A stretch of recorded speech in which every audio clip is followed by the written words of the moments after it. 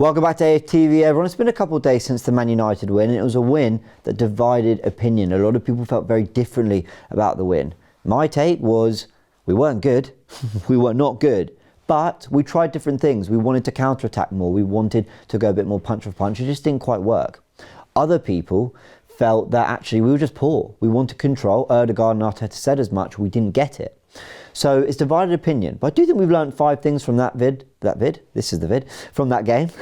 And I want to discuss what I think they were. Anything else you think we've learned, let me know in the comment section below. So let's quick fire it. 5 things we learned from Arsenal's win against Manchester United. And I want to start with the fullbacks, in particular Ricardo Calafiori. I thought the decision from Mikel Arteta to go with White and Calafiori as the fullbacks was fascinating, because that was him, I think, saying to everyone, I'm going for more endeavour here. I want some attacking prowess. I want my players who can actually impact the final third and run in beyond my forwards on a more regular basis. And that's what Calafiori and White do. They are very much a partnership in terms of the way they play the game. Timber and Lewis Skelly are much more similar in a lot of ways. I mean, I'm talking with those 4 players. The similarities are in profile, in stature, in the way they play the game, in height, in a lot of different things. Timber and Lewis Skelly, much more similar. White and Calafiori, much more similar. So you'd think actually you'd mix and match. Go for a Timber at right back so Calafiori can bomb forward, or go for a Lewis Skelly at left back so he can invert, but you're going to get Ben White going on the outside as well a little bit.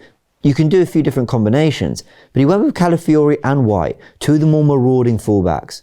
And I think what we've learned is that Calafiori remains a very big option for Mikel Arteta. Yes, he played centre-back in the first couple games of pre-season, but he started the Bilbao game at left-back and he started at Old Trafford at left-back. And I think purely because he gives Lewis Skelly something different, and he seems to make that left-hand side tick a little bit more, I think Mikel Arteta could be using Calafiori a lot more than we expect, despite the emergence and brilliance of Miles Lewis Skelly. So my first big takeaway, Calafiori is still going to be very important if he stays fit. And that's the important thing. The fullbacks will be fascinating to watch all season. The second thing I want to talk about is I believe the fight is still in the squad.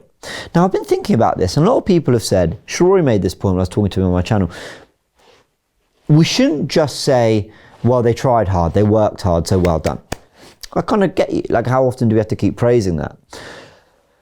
But, you know when people say, I think Gary Neville said this, well, it was so hard to win a 4th title after winning 3 in a row. You know when people say, it's so hard to go again and again and again. That's as title winners. Imagine going again and again and again and again on that 4th time after 3 second places. I could understand if mentally there was a drop-off from Arsenal. I could understand. But when I say understand, I'm not excusing it. I'm not saying that's acceptable because they haven't got over the line. But okay, let's say it must be harder to go again after being like, we've basically been good enough to win the title. Certainly 2 of those 3 seasons. We've got to high points tallies. We've won huge games. We've gone unbeaten against the Big 6. We've had this Champions League run, these cup runs, and we have nothing to show for it. So to pick yourself up mentally and go again, I can't imagine that's that easy. But what's more fascinating is the fact that Arsenal were completely stretched in that game against Man United. We were not getting through via our system and our organisation and our game plan. It was through sheer fight and willpower from the players to get it done. And they did. Now, some people might say they pay a load of money, they've got to concentrate for 90 minutes once or twice a week. What is so difficult about that? I hear you, but we see burnout, we see fatigue, even if it's mental fatigue, not physical fatigue. And the players had it in them to go again and just leave it all on the line for the badge and pick up 3 points in game 1 of 38.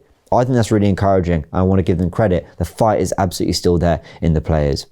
Third thing I want to talk about is the press. The press was disjointed. We can show it very briefly here. I felt that Arsenal did try press Manchester United up the pitch. I did feel they tried to be aggressive. And what's really interesting about it is Declan Rice and Martin Ødegaard at times, they pressed very high up together.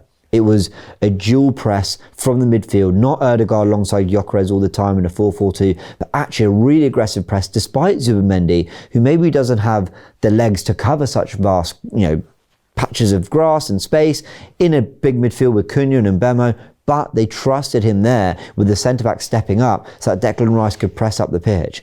Arsenal, I think, will be aggressive off the ball. We created a lot of high turnovers last season, but we were one of the worst teams for actually converting those turnovers into goals.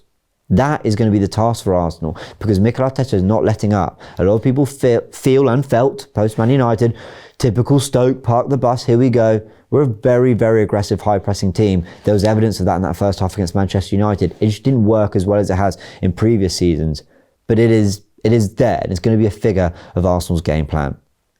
What have we got next? They were adapting to Gyökeres, and off the back of this Kai Havertz injury news, we need to adapt even quicker. I was watching Gyökeres and I felt that there was a player there who was dropping in to try hold the ball up. To be honest, he wasn't having much success with it, but he was winning quite a few fouls. He got in some tussles with De Ligt, at times came out on top, at times lost them, but he's clearly physically made for the Premier League. There's no problem there, and he was clearly driving into space and constantly making runs that Ødegaard, Saka and Martinelli are going to have to get used to very, very quickly. Zubimendi and Rice included, by the way. They're going to have to get used to the kind of runs he makes. In fact, everyone is. I've just mentioned Calafiori and White bombing forward. They're going to have to get used to what he does in those areas of the pitch, Gyökeres, when they're making runs from out wide, they're putting cross into the box. Does he peel to the front for post? Does he peel to the back? Does he hold that more central space in front of the goalkeeper? Does he go to the back of the penalty area? We're going to have to adapt to him. And I think against Manchester United, it was evident that, yeah, he's a trier. He will work hard. He will chase back and win the ball.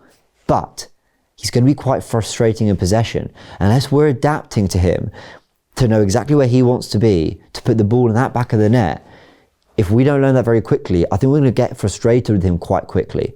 We need to adapt, because there's a player there who makes ruthless runs, who when he sees that goal wants to absolutely lash it into the back of the net. But we've got to adapt to it. We've got to learn to play to that. And against Man United, you could see we're probably still a good few months from really knowing what it is he wants. That doesn't mean he won't score goals. We will create chances. I'm sure he'll score goals. But in terms of getting the best out of him and being more direct, that's going to take some adapting. My fifth and final point is I just want to applaud Gabriel Magalhaes. Not easy coming back. Now we've just seen that Kai Havertz has another injury, how much that related to his hamstring surgery. Gabriel, Havertz, Saka all had hamstring surgery. I think Saka's looking all right, but some people are saying he's not looking quite the same since that injury. I disagree. But the point is, there's conversation. Gabriel came back in only his second start since March, because he did start the Bilbao game in the friendlies at the Emirates. In only his second start, he looked imperious. But not just that, he looked like he had his pace. He was happy to sprint. He was bodies on the line. Nothing changed. There wasn't a lack of sharpness mentally, and physically he looked up to it. Now we will see as the season goes on, but it's not an easy thing to come back from hamstring surgery. But it's looking like it's done him some good. So well done to him. I thought Gabriel was brilliant. Not everyone really stood up to it, but on an individual level, he was great and he helped carry us through, so well done to him. Those are the 5 things I learnt about Arsenal's game against Manchester United, their win against Man United. Let me know in the comment section below what you've learnt. If there's anything I've missed, and of course, yeah, we'll be previewing the Leeds game and everything this week on AFTV, and I look forward to learning more stuff about Arsenal going forward. All right, everyone. Hope you enjoyed the video. I'll catch you in a bit.